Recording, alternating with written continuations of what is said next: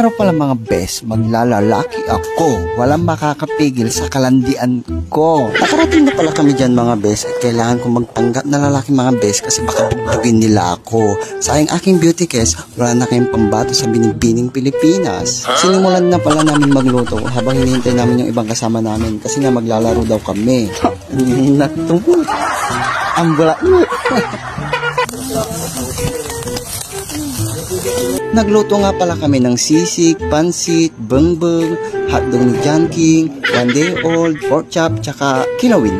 Sila nga pala yung mga kasama kong mga best na maglalaro mamaya sa NBA G League. Sila Sandoval, Moes, John King, Jimboy, J. Kenneth, Dixon, Samuel, RJ, Manuel, at Erwin.